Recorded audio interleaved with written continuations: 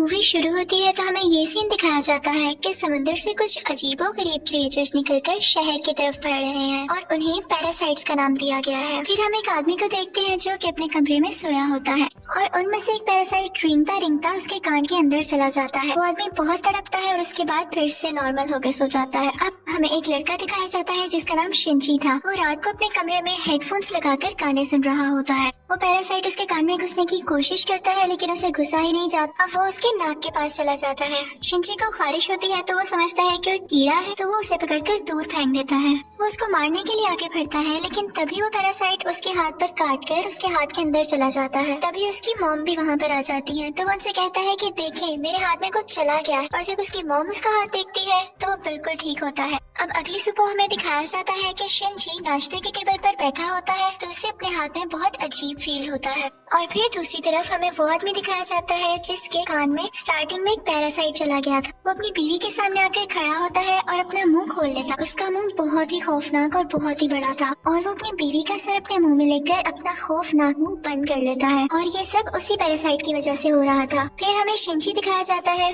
जो कि स्कूल जाते हुए रास्ते में अपनी दोस्त से मिलता है। वो भी उसमें काफी अजीब हरकतें नोट करती है और जब वो स्कूल पहुंच जाता है तब भी उसके साथ बहुत कुछ अजीब हो रहा था, जैसे उसके राइट हैंड में काफी पावर आ गई हो। वो घर आता है और अपना हाथ काटने की कोशिश करता है लेकिन उसका हाथ मूव करने लगता है और उसे रोकता है और फिर हम देखते हैं कि उसका हाथ एक क्रिएचर में बदल गया है और वो शिंची से बातें भी कर रहा था। फिर हम देखते हैं कि वो शिंची की बुक्स भी पढ़ा करता था और उसका लैपटॉप भी यूज किया करता था क्योंकि वो इंसानों के रहने के तरीके जानना चाहता था। जब इसने शिंची की बॉडी में घुसने की कोशिश की थी तो शिंची ने इसे आगे जाने से रोक लिया था, इसलिए अब ये सिर्फ राइट हैंड में था और उसी हाथ को कंट्रोल कर रहा था। ये अपना नाम मिकी बताता है और कहता है कि तुम मुझे कभी मत काट क्योंकि मैं तुम्हें कुछ नहीं कहूँगा, तुम मेरे होस्ट जो हो। अब हम देखते हैं कि शिंची और मिकी में दोस्ती होने लगी थी लेकिन बाकी सब लोग जिनको पैरासाइट्स ने इन्फेक्ट किया था वो पूरे शहर में बहुत तबाही मचा रहे थे और इंसानों को मारकर खा रहे थे। दूसरी तरफ मिकी शिंची को खींचकर एक रेस्टोरेंट की तरफ ले जाता है। वहाँ पर भी बहुत सारे इन्फेक्टेड लोग यानी पैरासाइट्स इंसानों का गोश्त खा रहे थे। वो शिंची को देखते हैं तो उन्हें लगता है कि ये भी इन्फेक्टेड है और उससे भी वो गोश्त देते हैं लेकिन जब उन्हें पता चलता है कि पूरी तरह से तो इन्फेक्ट नहीं हुआ बल्कि ये अभी भी इंसान है तो वो उसे ही मारने के लिए आगे बढ़ते हैं लेकिन मिकी उनको आगे से मारता है और शिंची की जान बचा लेता है क्योंकि अगर शिंची मर जाता तो वो खुद भी मर जाता और ये उसने अपने फायदे के लिए किया था। अब न्यूज आती है कि शहर के लोग मारे जा रहे हैं और किसी को कुछ समझ नहीं आ रहा कि इन्हें मारने वाला है कौन क्योंकि पैरासाइट्स अपना ये काम बहुत होशियारी और छुप के कर रहे थे। शिंची मिकी से कहता है कि तुम अपने साथी पैरासाइट्स को क्यों नहीं कहते कि इंसानों को मत खाएं, तो मिकी उससे कहता है कि तुम भी तो सब्जियों और जानवरों के गोश्त को खाते हो तो इसी तरह हम लोगों का खाना इंसान ही है तो इसमें बुरी बात क्या है। अब मिकी को पता चल जाया करता था कि उनके आसपास कौन सा पैरासाइट है तो जब शिंजी स्कूल जाता है तो वो उसे बताता है कि तुम्हारे पास एक और पैरासाइट और वो कोई और नहीं बल्कि उसकी टीचर थी। और टीचर जब शिंजी को देखती है तो उससे भी पता चल जाता है कि इन्फेक्टेड है लेकिन वो कहती है कि तुम्हें मुझसे डरने की कोई जरूरत नहीं है क्योंकि मैं इंसानों को नुकसान नहीं पहुंचाना चाहती बल्कि मैं उनके तरीके इसलिए पढ़ रही हूँ ताकि इंसानों जैसी क्वालिटीज हमेशा मुझ में रहे। वो उसे दो और पैरासाइट्स के पास लेकर जाती है, एक स्टूडेंट होता है और एक पुलिस ऑफिसर। वो बताती है कि ये पुलिस ऑफिसर मेरा हस्बैंड है और हमारा बेबी होने वाला है और वो बेबी बिल्कुल नॉर्मल इंसान होगा तो हम भी इंसानों की तरह ही रहना चाहते हैं। हम किसी को नुकसान नहीं पहुंचाएंगे, किसी को सरेआम नहीं मारेंगे लेकिन छुप के गोश्त खाना चाहते हैं तो क्या तुम हमारा ग्रुप ज्वाइन करोगे। लेकिन मिकी इस बात को नहीं मानता। अब अगले दिन वही पुलिस ऑफिसर उन लोगों के पास आता है तो मिकी शिंची को बताता है कि ये हमें मारने आया है क्योंकि इसे पता चल चुका है कि उस दिन रेस्टोरेंट में हमने एक पैरासाइट को मारा और इसी के साथ वो पुलिस ऑफिसर इन पर अटैक कर देता है। अब मिकी और शिंची भी बहुत लड़ते हैं और इसको फाइनली मार देते हैं। जब शिंची घर आता है तो उसे बहुत बुरा लग रहा कि उसने एक मर्डर कर दिया लेकिन दूसरी तरफ हम देखते हैं कि पुलिस ऑफिसर की बॉडी से वो पैरासाइट निकलकर किसी और की बॉडी में चला जाता है और ये कोई और नहीं बल्कि शिंची की माँ थी और वो शिंची को मारने के लिए उसकी तरफ बढ़ रही थी। मिकी शिंची को बताता है कि तुम्हें मारना चाहती है तो शिंची उसे कहता है कि खबरदार तुमने मेरी माँ को कुछ कहा क्योंकि वो अपनी माँ से बहुत मोहब्बत करता था और वो नहीं चाहता था कि उसकी माँ मरे। लेकिन देखते ही देखते उसकी माँ का सर भी बाकी पैरासाइट्स की तरह खुलने लगता है और वो शिंची पर अटैक कर देती है। उसका बहुत खून जाया होता है और वो मरने के करीब होता है लेकिन अगली सुबह हम देखते हैं कि वो दोबारा से उठ खड़ा हुआ है तो मिकी उसे बताता है कि तुम बहुत जख्मी हो गए थे लेकिन मैंने अपने सेल से तुम्हारे जख्म को ठीक कर दिया। लेकिन यहाँ बुरी बात ये थी कि अब शिंची की बॉडी में मिकी के सेल्स चले गए थे और अब वो पूरी तरह इन्फेक्ट हो रहा था। अब शिंची अपनी माँ को ढूंढने लगता है लेकिन वो कहीं पर नहीं मिलती तो वो टीचर के पास जाता है और पुलिस ऑफिसर के बारे में पूछता है लेकिन वो टीचर भी उसे कुछ नहीं बताती। मिकी उसे बताता है कि अब दिन में मुझे भी 4 घंटे सोने की जरूरत पड़ेगी और उस वक्त मैं तुम्हें बचा नहीं सकूंगा, तुम्हें अकेले ही लड़ना होगा। लेकिन क्योंकि मिगी के सेल्स भी अब उसकी बॉडी में थे तो उसके अंदर मिगी की क्वालिटीज भी आने लगी। खैर फिर हम देखते हैं कि वही स्टूडेंट जो टीचर ने दिखाया था, जो कि पैरासाइट बन चुका था, वो भी शिंची के स्कूल में ही एडमिशन ले लेता है।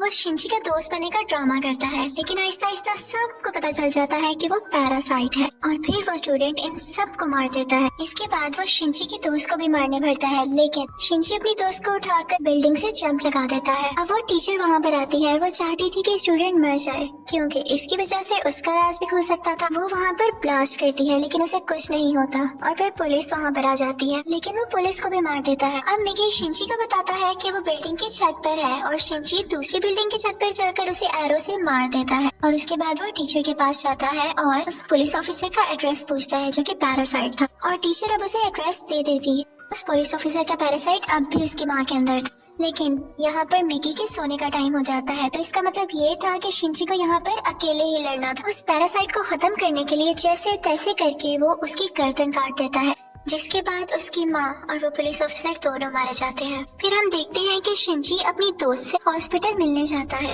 वो बातें कर रहा होता है कि मैं एक एक करके सब पैरासाइट्स को मार दूंगा, कि तभी हम देखते हैं कि कोई उनकी पिक्चर्स ले रहा है और वो कोई जासूस था। और यहाँ पर ही इस मूवी का पार्ट 1 खत्म हो जाता है और अब मैं आपको एक्सप्लेन करूंगी इस मूवी का पार्ट 2। अब पार्ट 2 में उस इंसिडेंट के कुछ महीनों बाद का टाइम दिखाया गया है, जब आर्मी को पता चल जाता है कि इस शहर में कोई पैरासाइट्स हैं जो लोगों पर अटैक कर रहे हैं और वो लोगों को बचाना चाहते थे। फिर वो जेल से एक सीरियल किलर को लाते हैं जो पहचान सकता था कि पैरासाइट कौन है और नॉर्मल ह्यूमन कौन है। उसके सामने एक एक करके लोग लाए जाते हैं तो वो सबको नॉर्मल कह देता है, लेकिन जब उसके सामने शिंची आता है तो वो सोच में पड़ जाता है और काफी सोचने के बाद कहता है कि ये भी नॉर्मल है। अब शिंची जब घर जा रहा होता है तो मिगी उसे बताता है कि हमारे बहुत पास एक पैरासाइट है, और वो पास के एक बिल्डिंग में जाते हैं जहाँ पर वो पैरासाइट एक इंसान का गोश्त खा रहा होता है। जब वो पैरासाइट शिंची को देखता है तो उसकी तरफ बढ़ता है, लेकिन मिगी इसे मार देता है। फिर अचानक उसे फील होता है कि जैसे उसके पीछे कोई है, और ये कोई और नहीं बल्कि वही आदमी था जिसने पार्ट 1 के एंड में शिंची और मिगी की पिक्चर्स ली थी। और फिर हमें शहर का मेयर दिखाया जाता है जो कि पैरासाइट्स की फेवर में बोलता था और बहुत बुरा आदमी था, और वो टीचर भी उसके साथ मिली हुई थी। और अब हम देखते हैं कि उस टीचर का बेबी भी हो चुका था जो कि बिल्कुल नॉर्मल ह्यूमन था। वो मेयर जान गया था कि शिंची पैरासाइट्स को मार रहा है तो वो भी उसे मारना चाहता था, लेकिन टीचर उसे मना कर देती है। वो कहती है कि मिगी और शिंची आपस में जुड़े हुए हैं, तो मैं देखना चाहती हूँ ये कैसे एक साथ रहते हैं, और अगर तुम शिंची को मारोगे तो हमारा पैरासाइट मिगी भी मर जाएगा। और इसीलिए उसी ने शिंची के पीछे वो जासूस भेजा था ताकि उस पर नजर रख सके। शिंची एक दिन चल रहा होता है कि उसे फिर से फील होता है कि उसके पीछे कोई है। वो जासूस उसकी सारी बात सुनता है और उसे कहता है कि तुम्हें अपने बारे में पुलिस को बता देना चाहिए। तो शिंची उससे कहता है कि नहीं, पुलिस में भी बहुत सारे पैरासाइट्स भरे पड़े हैं। उसे यहाँ पता चल जाता है कि इस जासूस को टीचर ने उसके पीछे लगाया है। तो वो टीचर के पास जाता है और कहता है ये तुम सब क्या कर रहे हो, ये करना बंद क्यों नहीं कर देते? तो टीचर उससे कहती है तो तुम हमारे साथी पैरासाइट्स को क्यों मार रहे हो? वो सिर्फ अभी इंसानों को खाना सीख रहे हैं और कुछ देर बाद वो उनको मारना भी बंद कर देंगे। वो चुप हो जाता है और फिर जासूस के पास जाता है और उसे बताता है कि वो टीचर बहुत खतरनाक पैरासाइट है, वो किसी भी वक्त तुम्हें भी नुकसान पहुंचा सकती है, तो तुम उससे दूर रहो। लेकिन जासूस उसकी बात पर यकीन नहीं करता। अब अगले दिन वो जासूस उस मेयर से मिलता है। उसे शिंची की बात को टेस्ट करना था कि वो सच बोल रहा है या नहीं, तो इसलिए वो मेयर के रूम में वॉइस रिकॉर्डर लगा देता है। लेकिन मेयर को इस बारे में पता चल जाता है और वो जासूस को मारने का हुक्म दे देता है कि ये अब हमारे लिए नुकसान बन चुका है। वो पैरासाइट को उसके घर भेजता है उसे मारने के लिए, लेकिन वो घर पे नहीं होता तो उसकी बेटी को मार देते हैं। अब दूसरी तरफ शिंची को मिगी बताता है कि तुम पर 5 पैरासाइट्स अटैक करने आ रहे हैं। अब उनकी तरफ एक आदमी बढ़ता है और उसी आदमी के अंदर वो 5 पैरासाइट्स थे। मिगी और शिंची उससे फाइट करते हैं और उसका सर उड़ा देते हैं। उन्हें लगता है कि अब ये मर चुका है, लेकिन अभी तो सिर्फ एक पैरासाइट मारा गया था और 4 अभी भी बाकी थे। बाकी के पैरासाइट्स उसके हाथ में आ जाते हैं और उसे कंट्रोल करने लगते हैं। अब वो टीचर मेयर से कहती है कि जब मैंने तुम्हें मना किया था कि तुम उस जासूस या शिंची को मारने के लिए पैरासाइट नहीं भिजवाओगे तो तुमने ऐसा क्यों किया? अब मेयर यहाँ पर नोट करता है कि उस टीचर के दिल में माँ बनने के बाद इंसानों वाले इमोशंस वापस आ रहे थे, तो इसे ये बात बिल्कुल अच्छी नहीं लगती। अब उस टीचर को मारने के लिए 3 पैरासाइट्स भेजता है, लेकिन चूंकि वो भी पैरासाइट थी तो उसको पता चल जाता है कि कोई उसे मारने आ रहा है और वो उनको पार्किंग में बुलाती है और उन तीनों से अकेले ही मुकाबला करके उन्हें मार देती है। लेकिन जब वो घर आती है तो वो देखती है कि उसका बच्चा वहाँ पर नहीं है और उसे एक नोट मिलता है जिस पर लिखा होता है कि तुम्हारा बच्चा मेरे पास है और ब्रिज पर मुझसे मिलने आओ। इनफैक्ट वो नोट उस जासूस का था। वो अपनी मरी हुई बेटी का बदला लेना चाहता था टीचर के इस बेबी को मारकर। वो टीचर घबराते हुए शिंची को भी अपने साथ वहाँ लेकर जाती है। तो शिंची उस जासूस को बताता है कि तुम्हें इसे मारकर कुछ नहीं मिलेगा क्योंकि ये बेबी एक नॉर्मल इंसान है। इसी दौरान आर्मी भी वहाँ पर आ जाती है और उन्हें पता चल जाता है कि मेयर ने अपनी बिल्डिंग के अंदर बहुत सारे पैरासाइट छुपाए हुए हैं। अब वो बिल्डिंग से एक एक करके लोगों को निकाल रहे थे और उनमें से जो पैरासाइट था वो उसको शूट करते जा रहे थे। सीरियल किलर भी वहीं पर था और फिर हम मेयर को स्पीच करता हुआ देखते हैं जो बता रहा होता है कि असली मॉन्स्टर्स तो इंसान हैं जो कि पैरासाइट्स को बिला वजह मार रहे हैं। तो वहाँ पर बैठे हुए आर्मी के सब लोग उसे शूट कर देते हैं जिससे उसकी डेथ हो जाती है। तभी वो सीरियल किलर चिल्लाने लगता है कि ये इंसान था,